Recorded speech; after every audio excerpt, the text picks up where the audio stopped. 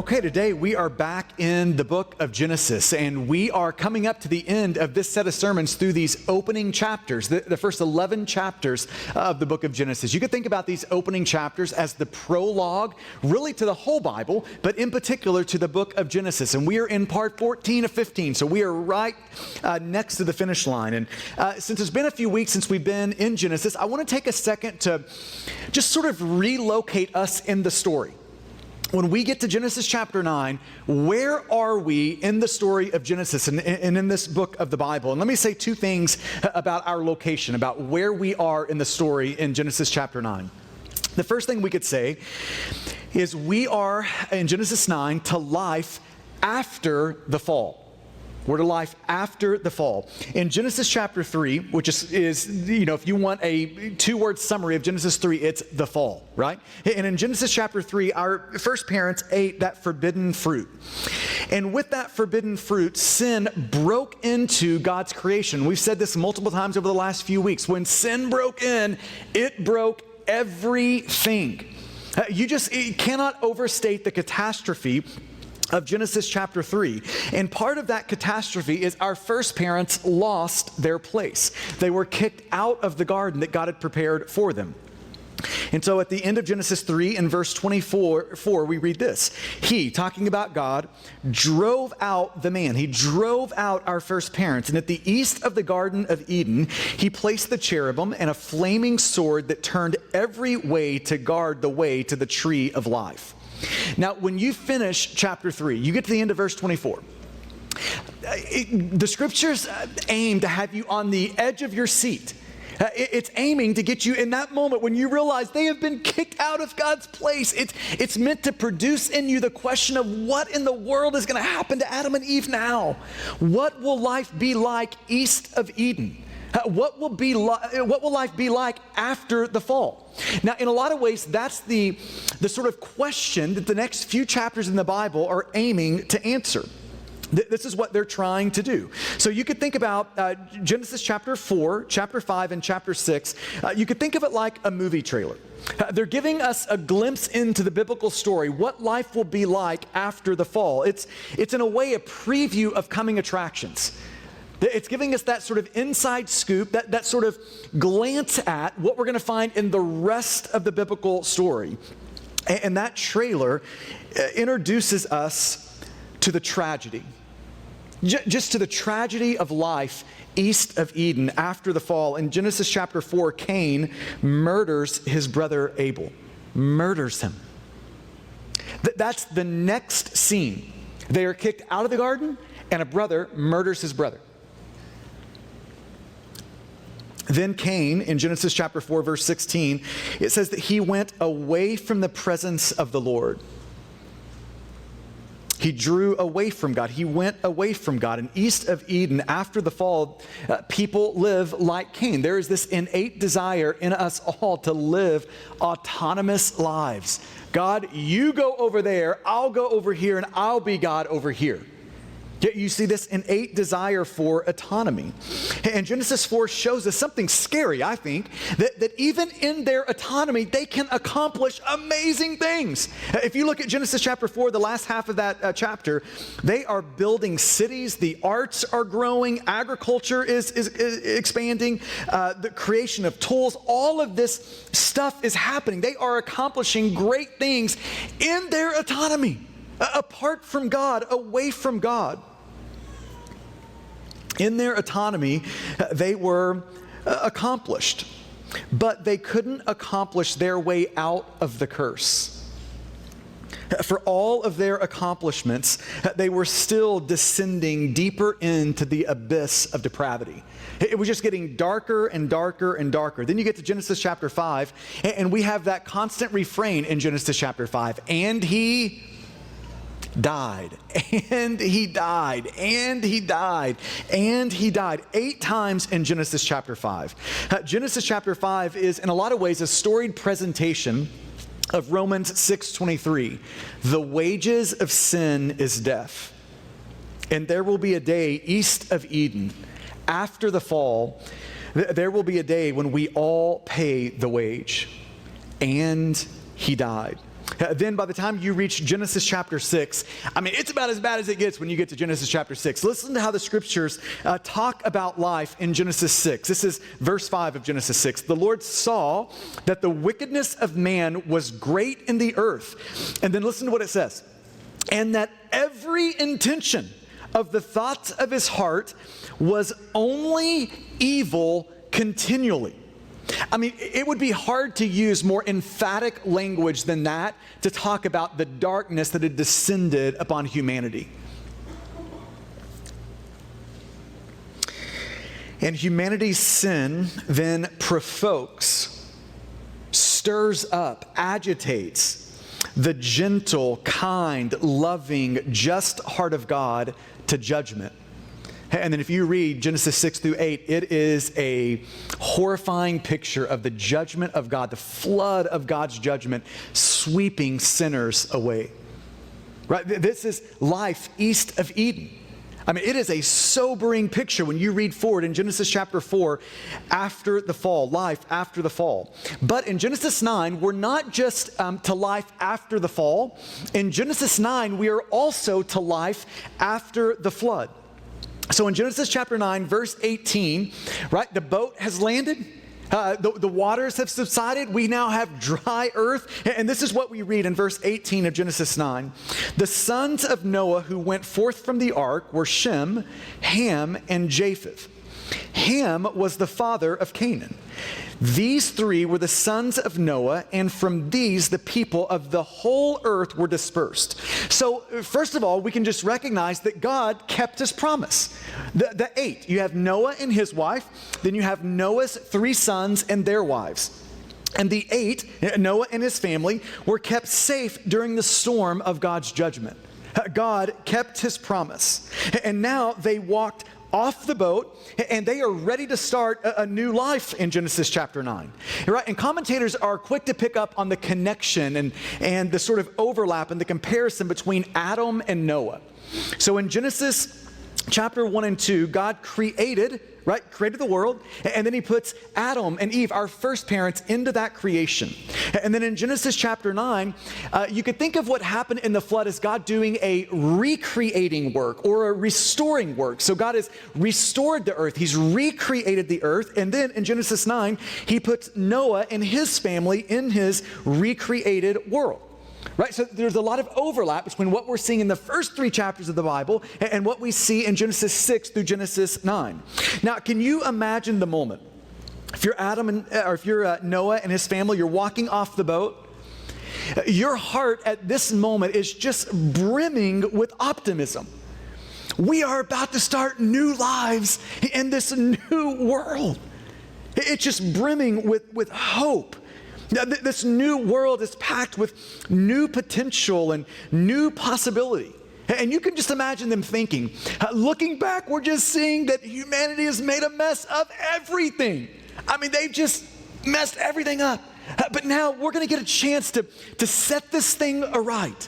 We're going to get a chance to lay these tracks in the right direction, and this new world and humanity in it is going to go in the right way. You can just imagine the optimism. We're starting new lives in this new world. And in Genesis chapter 9, we get our first glimpse into this new world, which makes us, just like the end of Genesis 3, it makes us ask the question, what will life after the flood look like? What will life in this new world look like? And this text shows us two sobering things about what life after the flood will look like. Here's the first. And by the way, we're going to spend 90% of our time in the first. Here's the first thing we learn about life after the flood. We learn this, that sin has survived. That sin survived. So when Noah and his family get off the boat, think about what's happening. Their families begin to grow. Right? They're expanding their families. Noah became a grandpa, which is a huge moment in the life of any person. He became a grandpa. And Noah even he started a new business. This is in verse 20. It says, Noah began to be a man of the soil, and he planted a vineyard. We have human history's first winery right here in Genesis chapter 9, verse 20. He planted some vines, and he started to learn about fermentation. He got it all figured out, right? And then you get to verse 21. He drank of the wine and became drunk and lay uncovered in his tent. That is not the way the story is supposed to go. That is not what we're expecting to read in verse 21. This is not what life in this new world is supposed to look like. This is a shocking scene. It's an unexpected twist in the story. And this unexpected twist is meant to teach us something. And here's the lesson. That yes, the flood wiped out most sinners, but the flood did not wipe out sin. Sin survived. Sin walked off the boat and into God's restored and recreated world. And sin didn't walk off the boat beside Noah and his family. Sin walked off the boat in Noah and his family. Right? We have a brand new world, but we have the same old sin. That's the lesson that we're seeing here in Genesis 9. Sin survived. Now, when you read verse 21, in a lot of ways, it is meant to bring tears to our eyes. In this moment in the story of Genesis, our hearts are just filled with hope and expectation. This is Noah. Noah, this is a new world. This is a chance to start all over. And maybe Noah will be that one who brings relief, right? Just like his dad Lamech said in Genesis chapter 5:29, that this is going to be my son. He's going to bring relief. Maybe Noah will do that. Maybe, just maybe, Noah will be the one who is the fulfillment of that prophecy in Genesis chapter 3, verse 15, the one who will crush the head of the serpent. Maybe he's going to be the one who sets everything right that is wrong. Maybe that will be Noah. Your heart is just filled with optimism and hope and expectation. But our hope dies with Noah drunk and naked in his tent. It's a terrible moment in the scriptures. It's just a moment that is so deflating in the Bible. And now, let me pause here. I want to linger here in a moment and just step back and ask some questions about what can we learn in this text? What sort of implications can we draw to sort of apply to our life and to consider? Let me give you 3 things that we can learn here in this text. Here's the first. This text is showing us that you are capable of every sin. You are capable. You have the capacity for every sin. Now, remember, this is Noah. This is a man who is described in the Bible with the best of language. In Genesis 6, verse 9, Noah is described as a righteous man, as a blameless man, as a man who walked with God. Now, if you're in the Bible and words are going to be associated with your name, those are the words you want, right? Righteous, blameless, walked with God. Those are the ones you want beside your name. But righteous and blameless Noah is now drunk and naked Noah. This text is showing us that we, even Noah, we all possess a unique ability to wreck our lives. You possess that ability. I possess that ability. Even righteous, blameless Noah possesses that ability. We are never more than 3 minutes away from wrecking everything. Now just let that sober you for a moment. You, me, we are never more than 3 minutes away from wrecking our lives. Because sin remains in us, we are capable of every sin. Now, this moment in the Bible is not an aberration. It's not just like, yeah, just one of these sort of biblical heroes. It's just one of them that really messed things up. No, that is not how it goes, is it? If you just read forward in the Bible, you get to Abraham. Abraham is like, he's like Father Abraham, you know? He's like the one that is full of faith. He is that Abraham. And yet Abraham on 2 occasions is willing to give his wife away to another man to save his own skin. That's Abraham. Or we could fast forward to Moses, the guy who wrote this book. right? Moses, he kills a man.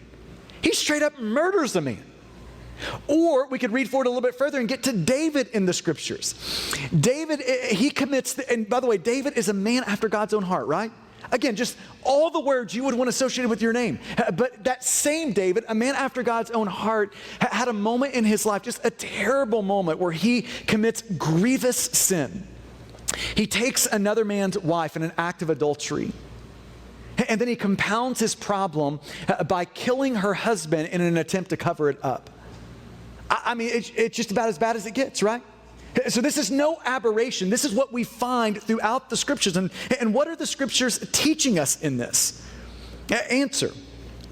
It's not just that bad people are capable of the worst things. That's how we often think about it, right? Oh, here's the worst sins. Well, just like the worst people we know would be capable of. No, that's not how the Bible frames it. It is not what the Bible is trying to teach us about how sin works in any of our lives. It's not just that bad people are capable of the worst things. No, it's that the best of people are capable of the worst things. We're all capable of the worst things. That's the point the Bible is making. This is what it's trying to show us, even in a text like this. So just think for a moment about the most grievous sin you can think of. I mean, if you had to do the ranking, this would be at the top of your list. It's that thing.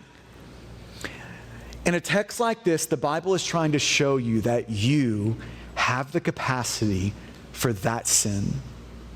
You're not immune to it. The sin that remains in you makes you capable of every sin. Because sin remains in you. Just like it did in righteous Noah, blameless Noah. Because sin remains in you, under the right conditions, we're capable of the worst of things. Never more than 3 minutes away from wrecking our life. So part of what this text is meant to do is to produce in the people of God a diligence, a vigilance in our fight against sin. It's to put that vigilance deep down in your bones. I'm going to wake up every day of my life and I'm going to fight against the sin that remains in me, knowing it is always trying to find a way out of my life to wreck everything in my life. It's supposed to put in us that sort of a vigilance, to fight against sin every single day of our lives. You have the capacity for every sin. I have that capacity. Here's another implication of this text, something that we can learn from this text, is that age is no remedy for sin. Noah is 650 years old in this text, right? So he is definitely in the latter parts of his life here, right? If you just take the sort of lifespans in the Bible and you just sort of bring those into our life today, we could just maybe think of Noah in his middle 60s, something like that. He's in the last third of his life. When you think about just the season of his life, he's out of the proverbial sort of storm of his life. The most difficult part of his life came in, I've got to build an ark, all these people are mocking me, right? And I'm going to float in this ark during the storm of God's judgment, right? That's the most difficult part of his life. And he's out of that proverbial storm, and he's in this sweet season. He's a grandpa, right? He's enjoying God's good creation. He's in that season of his life, and there in the last third of his life, the sweetest season of his life, came his absolute worst day. Age is no remedy for sin. After Satan tempts Jesus in Luke chapter 4, the text says that he left Jesus waiting for an opportune time. And part of what we learn in the scriptures is that Satan will patiently wait not just years of our life for the opportune time to tempt us, but for decades of our life. Decades and decades waiting for the right moment to bring the wreckage. After walking closely with the Lord for years, George Mueller, one of my favorite people in church history, he began to pray this prayer: Lord, don't let me become a wicked old man. I think there's a lot of wisdom in that prayer. Lord, don't let me become a wicked old man. I mean, don't we all want to die one day with our heart open and tender and alive to Jesus? Don't you want that? Gosh, I so desperately want that. I don't want to die one day with a heart that is shriveled and cold and closed to the person of Jesus. I don't want that. I want it to be alive and open and huge, hopeful toward God. So friends, this text is saying to us, yes, be vigilant in your fight against sin every single day for the rest of your life. All the way till your dying day. Be vigilant against sin. It's in you. It's going to remain in you until Jesus comes back. And it's going to be trying to get out to produce wreckage everywhere. So be vigilant against sin every day for the rest of your life. Age is no remedy for sin. And thirdly, another implication of this text that I want to just spend a moment applying and just setting before you to consider. One thing that we're learning here in this text is that wine is a gift from the Lord, but it is a gift that requires great wisdom. First, wine is a gift. Right? It's a gift from God to his people. That's the way it's framed in the scriptures. Wine doesn't just sort of appear without God knowing about it. I've heard people say it's a part of the curtain. No, it's not a part of a fallen way. It is a gift from God to his people. Right? When Jesus is performing his first miracle in John chapter 2, the miracle is turning water into wine. So it's a gift from God to his people. Wine doesn't just show up in this life, it also shows up in the life to come. Like when God is fully restored this world, fixed everything that's broken in this world, in that new world, that world that's to come, that incredibly bright future that is in front of God's people, in that new world, things like wine show up. Right when the prophet Isaiah is anticipating and looking forward to that new world, he says this in Isaiah 25, verse 6. He says, on the mountain, the Lord of hosts will make for all peoples a feast of rich food, a feast of well-aged wine. That's the picture he uses for this incredibly bright future in front of us. Joel, he uses similar imagery. He says this in Joel 3:18. And in that day, the mountains shall drip sweet wine, and the hills shall flow with milk, and all the stream beds of Judah shall flow with water. Right? That's the imagery that the scriptures use of the new heavens and the new earth. So wine is a gift from God, but it is a dangerous gift that requires great wisdom. If you want it in a metaphor, maybe you could think of it this way. It's like a dad giving his 10-year-old son a pocket knife for his birthday. Now, I happen to think that a pocket knife for a 10-year-old boy is a great gift to give a 10-year-old. But that gift is dangerous. So that gift is going to come with serious conversation. It's going to come with a certain level of wisdom in a 10-year-old. And the same is true with wine. When you think about alcohol and wine and how it shows up in the scriptures, the first time it shows up is right here in Genesis chapter 9. And the very next verse, after it shows up, you have a man that is drunk and naked in his tent. That's the first time it shows up. The third time it shows up, it's even worse. It's Genesis 19. Lot repeats Noah's sin, and it even has a more shameful ending. It's just a terrible scene in Genesis 19. So there's a warning embedded into the Bible, embedded into this gift that God gives. And that warning is to be careful, to be so very careful. Wine requires great wisdom. It's only to be enjoyed legally, like you're of age, you're obeying the laws of the land legally in moderation, and in ways that don't cause other people to stumble. The Bible gives guardrails around the enjoyment of this gift. Now, I want to just take a moment to pastorally address our church family. Last night, as I was just thinking about this part of the sermon and this text that we're just considering here, I couldn't get away from the thought that there will be many gathered right here with us this morning, considering this text, looking at this event in Noah's life. And the truth is, right now, you are not being careful you're not being wise as it relates to alcohol in your life. There is a gap of wisdom. There is a gap of care. You're abusing alcohol. You're getting drunk on a regular basis. You're just staying right there at the line of drunkenness. And you're not taking that seriously. You're not seeing that, as the Bible does, as a sin that needs to be repented of and turned from. You're just not taking any of these things seriously, this dangerous gift seriously. And when we don't take things that are dangerous seriously, this is what the Bible calls foolish. If you want to look in the Proverbs and just track that word "fool" in the book of Proverbs, you're going to see it connected so often to this gift of alcohol, of wine, and just the improper use of it, just not taking this gift seriously and using wisdom and care. And God has you here today to wake you up out of your folly and to bring you back into a path of wisdom, of care. So many of us need to look at this passage with a ton of sobriety and then look at our own lives. And we need to come back into a way of wisdom, repenting of our sin and coming back home to the Lord.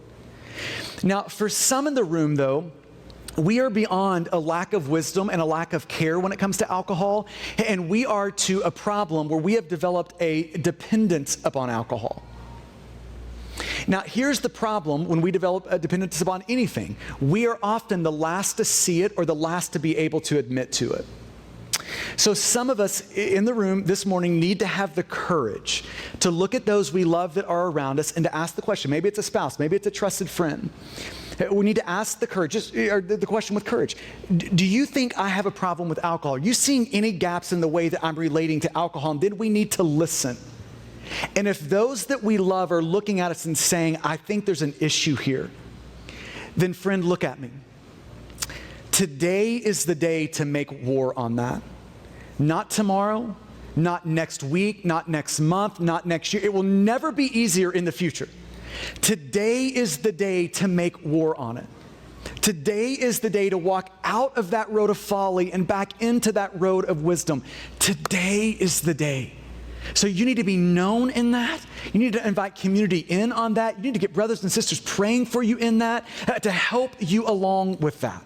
But this is the day to go to war if you're seeing, yes, there is a lack of care. There's a lack of wisdom. Today is the day to repent of these things. Today is the day to walk back into wisdom. Be careful. Friends, I just want to look at you again. Please be careful here. It is a dangerous gift. It requires great wisdom. Probably requires community around any of our lives, this particular gift. Okay, now we're back to the text. Now, unfortunately, here's what happens in this text. It would be nice if Noah's sin was just contained to Noah and the story moved on. That would be amazing in this text. If we could just isolate this sin and nothing else happened, but that's not what happens here. Noah's sin didn't stop with Noah. Noah's sin sparked sin in the life of his son, Ham. Now just consider that. Noah's sin, the dad, sparked sin in the life of his son. Look at verse 20. Noah began to be a man of the soil, and he planted a vineyard. He drank of the wine and became drunk and lay uncovered in his tent. Verse 22. And Ham, the father of Canaan, saw the nakedness of his father and told his two brothers outside. Now that instantly sort of brings the question up, well, what exactly did Ham do? What is Ham's sin in this text? What is the wrong that he did? And there's been a lot of ink spilled over trying to narrow that down and be precise with what is the sin. And in general, there are two broad categories. Some think that this text is pointing to some sort of sexual deviance, some sort of sexual perversion. And the language used in the text is used for that periodically in the Bible. So there is some merit to that. But other people, and I would fall in this camp, believe that Ham's sin was much more simple. That Ham's sin was just simply dishonoring his dad. That's the problem we're seeing in Ham in this text. And I think that mainly because of the contrast between what Ham did and then what Shem and Japheth do. And look at what they do in verse 23. Then Shem and Japheth took a garment, laid it on both of their shoulders, and walked backward and covered the nakedness of their father. Their faces were turned backward, and they did not see their father's nakedness. So Ham did two things. In contrast to that, he did two things. One, he saw. He saw his dad in one of his worst moments. Now, this seeing is not I just stumbled into the tent and oh my gosh, there's my dad and then I walk out. It's not that. This seeing carries more than that. Maybe you could think of it as this way. It's like a voyeuristic type of seeing. It's a gloating glance.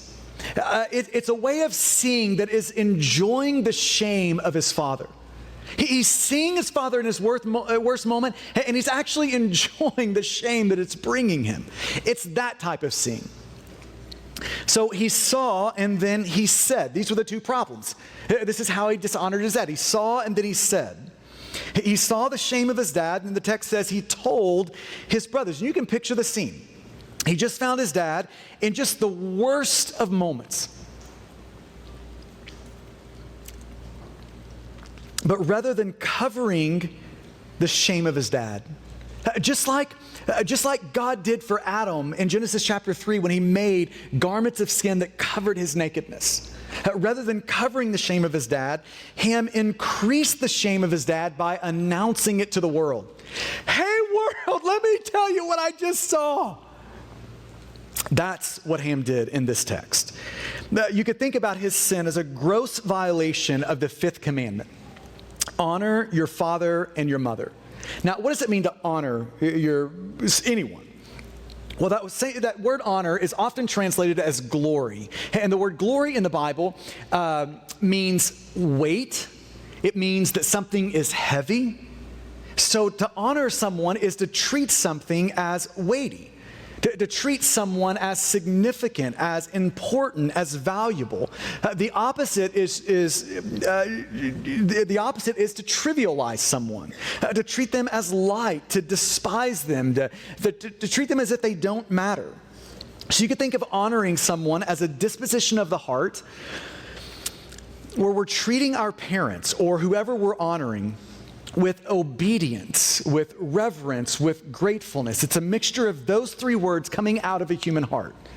Obedience, reverence, gratefulness. Now consider Ham in this text.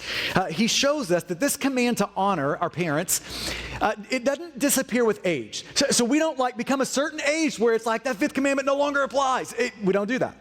Ham is roughly 100 years old in this text. Right? And he's being held accountable for a lack of honor. That's his sin, a lack of honor, a breaking of the fifth commandment. He's not honoring his dad. Rather, he is dishonoring his dad. So maybe you could think of these three words: obedience, reverence, and gratefulness on a spectrum. And when we're young, when we're living under the roof of our parents, they're paying our way in life, all of those things are happening, then honoring tends toward obedience. Obedience, this side of the spectrum, is what's going to be emphasized. As we age beside our parents, then that reverence, that gratefulness, that side of the spectrum is going to be emphasized. But we never outgrow the fifth commandment. We're always commanded for the rest of our lives to honor our mother and our father. And as we'll see, God takes this particular commandment seriously. Seriously enough to highlight this. This is actually the central sin in Genesis 9 is not Noah's drunkenness, but this moment of dishonoring. So the Bible takes this with such seriousness, with such sobriety. Now, I'm actually grateful that we're in a text that's highlighting the idea of honoring our mother and our father, because next week is Father's Day, right? So we're getting a chance to do that very thing next week. And I just want to encourage you to, this week, ask the Lord for one way that you could honor your dad. Again, next week's Father's Day. So just one way that the Lord would give you to honor your dad. One of the ways I tried to do that recently is I wrote a tribute letter to my dad. And this is a way to bless my dad, to honor him, to let him know how much I love him and how grateful I am for him. And it started like this. I said, hey, Dad, I've put myself in your shoes a lot lately. And I know that most dads, equipped with the tools we have at the time, step into parenting hoping to do the best that we can. And that makes me think that most dads eventually look back over those years of parenting, asking that question, how did I do? And most dads, and I think I'll be in this category, need more than their own answer to that question. They need, or at least I would, to hear an answer from their kids. So this letter is an attempt to answer that question for you. So I just thought back about every memory I had as a kid growing up, everything that involved my dad, and then I wrote it to him. And I expressed my gratitude for him, my thankfulness for him as a way to honor him and to bless him. So maybe that's an idea for you for Father's Day. But this week, ask the Lord for one way you can honor your dad. Now, let me show you why vigilance, just an everyday fighting against sin in our life, that sin that remains in you, why it's so important. Noah's sin, in a lot of ways, you could think of it like this. It sparked an uncontrollable chain reaction in this text. So Noah's sin sparked sin in the life of his son, which then sparked wreckage in future generations. That's what this text is showing us. God, not just so sobering. Noah's sin, sparked sin in his son, which then sparked wreckage and absolute chaos down the road. Now, there's a couple of interesting things that are just intriguing about this text. Let me point a couple of these out to you. First is that each time Ham is mentioned in the text, he's always connected to one of his four sons, Canaan. So you see it in verse 20. It names Noah's son, Shem, Ham, and Japheth. But it adds, Ham was the father of Canaan. Then again in verse 22, and Ham, introduces Ham again, and then it has this little parenthetical note, the father of Canaan. So obviously this text is drawing our attention right from the start to Canaan. Even more important than Ham in this text is Canaan. It's trying to help us see through Ham all the way down to a descendant, to Canaan. And then you get to verse 24. When Noah awoke, it says, when Noah awoke from his wine and knew what his youngest son had done to him. We don't know how he knew. The other brothers probably told him. But he found out this is what Ham did. This is what Noah said. Verse 25, he said, this is the first time we hear any words come out of the mouth of Noah in Genesis. Noah says this, cursed be Ham. That's not what the text says, though, is it? It doesn't say cursed be Ham. It says cursed be Canaan. A servant of servants shall he be to his brothers. And then he said in verse 26, blessed be the Lord, the God of Shem, and let Canaan be his servant. Verse 27, may God enlarge Japheth and let him dwell in the tents of Shem and let Canaan be his servant. Noah's first words, cursed be Canaan, not Ham, but Ham's son. A servant of servants shall he be to his brothers. Now, why is this in the Bible? Think contextually with me just for a moment. Moses wrote the first 5 books of the Bible, and he gives them to the people of God, the people of Israel, right, the descendants of Shem. He gives that to them right at the end of his life. So this is after the people of Israel had been brought out of Egypt, but it's before they enter into the land that God prepared for them in Genesis 1 and 2, then promised them through Abraham and his descendants in Genesis 12. It's right before they come into that land. And do you know how that land is described throughout Genesis? 35 times, roughly, it's referred to, that promised land, that land that God had prepared for his people, right? The line of Shem. It is referred to as the land of Canaan. So God has his people right at the edge of the land of Canaan, this land that he has prepared for them. And Moses gives them these first 5 books of the Bible. And in those first 5 books of the Bible is Genesis 9, where Noah prophetically looks to the future, to this very moment when God's people, the line of Shem, would be about to clash with the line of Canaan. Right? It's this moment where these two nations are about to butt heads and clash. And this passage anticipates that moment. When God's people would go into the land of Canaan as an instrument of God's justice. So in many ways, this text, Genesis 9, is a setup for just the brutal conflict we're about to see between God's people and the surrounding nations in the rest of the Old Testament. It's a way of framing and giving us the context for why is all of that wreckage and chaos happening? All comes back to these sins in Genesis chapter 9. So when I think about this passage, I think it just contains such a sober warning for all of us. This is the wreckage sin brings to future generations. This moment in Noah's life sparked sin in the life of his son, a dishonoring of his dad, which brought wreckage behind it. Friends, your godliness right now, your vigilance against sin, you're putting sin to death in your life right now has future implications, generational implications. This text is it's doing everything it can to say to us, be vigilant in the fight against sin. Every day, wake up seeking to put sin to death until the end of our lives. We'll end here. Here's the second thing that we see in this text. What is life after the flood going to look like? It's not only that we see that sin survived, but that death still reigns. Death still reigns. Look at verses 28 and 29. This is the closing of this text, the closing of Genesis 9. After the flood, Noah lived 350 years. All the days of Noah were 950 years, and he died. That's how the scene ends. It ends by reminding us that life after the flood, in life after the flood, death isn't dead. Death still reigns. The wages of sin is still death, both after the fall and after the flood.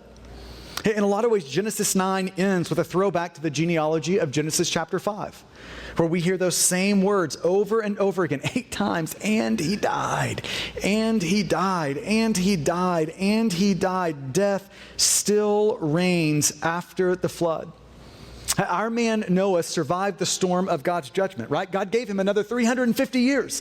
But the end of his life here on this earth contained these 3 words, and he died. I don't know how many more years the Lord will give you.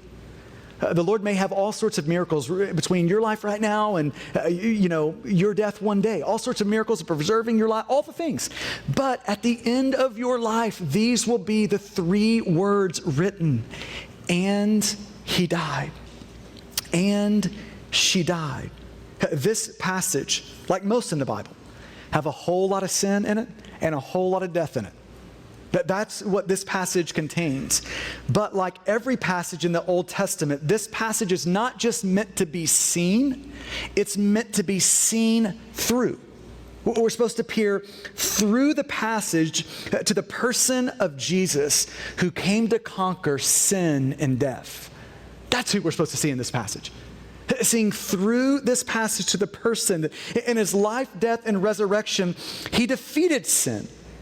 He unshackles us from sin. He frees us from the bondage of sin. He makes us new people, new creations with new desires. Right? That's what Jesus does for his people. He frees us from sin. He defeated sin. And through his life, death, and resurrection, Jesus defeated death. He's taken death and he's trampled on death. See, in this story, sin and death have the last word. But in the story of the scriptures, sin and death do not have the last word. Jesus does. Amen? This is why we read in John chapter 11, verse 25 and 26, Jesus says, I am the resurrection and the life. Whoever believes in me, though he die, yet he shall live. And everyone who lives and believes in me shall never die. Friends, if Noah could come back and have one word with us today, he could stand right up here and he could address us one last time. The first 3 words out of his mouth would not be, cursed be Canaan. The first 3 words out of his mouth would be, please take Christ.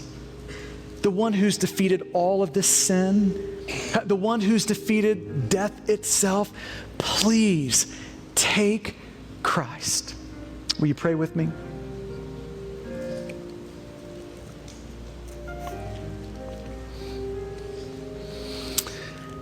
I want to give you just a moment to allow the Spirit of God to press into you what would be most helpful today,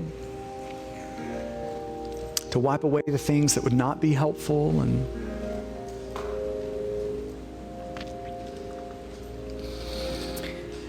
maybe you could ask the Lord this question today.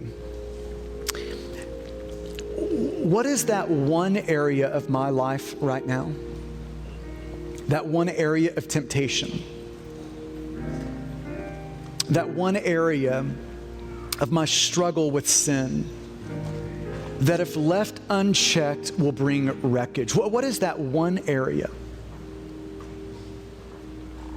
What is that one area where, Lord, you want me to renew my vigilance? Or today you want me to take steps in putting this thing to death? What is that one area that I need to repent of and to come back home to you?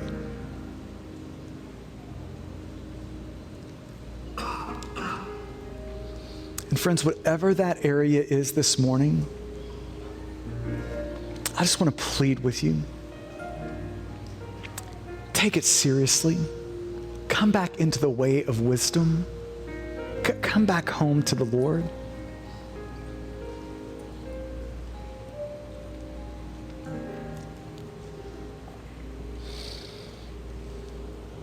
And this passage leaves us with that reminder that one day we too will die if Jesus doesn't return. And what could be more pressing in our life than to be prepared for that moment? And the Bible is clear, the only way we can be prepared is to turn from our sin and to throw ourselves upon the life, death, and resurrection of Jesus. So friend, if you don't know Jesus today, if there's never been a moment in your life where you have taken that decisive step toward Him, may this be your moment. May this be your morning. Throw yourselves upon the mercy of God. He stands so ready to rescue and save you in the best way you know how. Call out to God. Offer Him your life. So Father, would you speak to us? Would you talk to us, God? Would you give us the courage to act where it matters most today? And it's in the good name of Jesus that we ask it. Amen.